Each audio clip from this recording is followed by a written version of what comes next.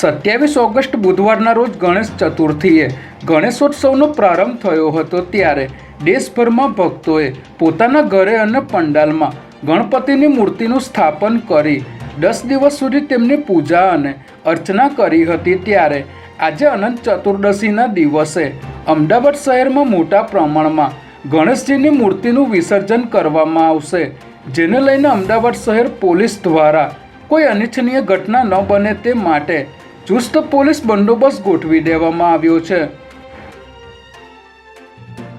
અમદાવાદના જોધપુર વિસ્તારમાં રહેતા 50 વર્ષીય રમેશ ઠાકોરે પોતાની જાતને ગોળી મારી આત્મહત્યા કરી લીધી હોવાની ઘટના સામે આવી છે, જેમાં જોધપુર વિસ્તારમાં આવેલ ફાલ્ગુન એપાર્ટમેન્ટમાં રહેતા રમેશ ઠાકોરે પોતાની જાતને ગોળી મારતા પરિવારજનો તેમને તાત્કાલિક હોસ્પિટલ લઈ ગયા હતા, જ્યાં ડૉક્ટરોએ તેમને મૃત જાહેર કર્યા હતા।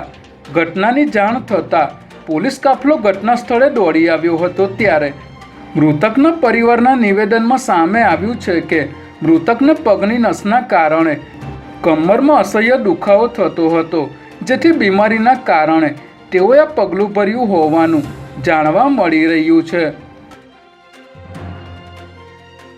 ઓનલાઈન ગેમિંગમાં નાણાં હારી જતા ચોરીના રવાડે ચડી ગયેલા આરોપીને ઝોન 3 એલસીબીની ટીમે ઝડપી લીધો છે, જેમાં ઝોન 3 એલસીબીની ટીમે કાલુપુર વિસ્તારમાં પેટ્રોલિંગ દરમિયાન વિશાલ દેસાઈ નામના યુવકને રોકીને પૂછપરછ કરતા તેની પાસે બાઇકના કાગળો ન હતા, જેથી પોલીસે તેની અટકાયત કરીને તપાસ કરતાં જાણવા મળ્યું હતું કે આરોપી ઓનલાઈન ગેમિંગમાં પૈસા હારી જતા 2 વ્હીલર ચોરી કરવાનું શરૂ કર્યું હતું। ત્યારે પોલીસે આરોપી પાસેથી 5 ચોરીના બાઇક કબજે કરી આગળની તપાસ શરૂ કરી છે।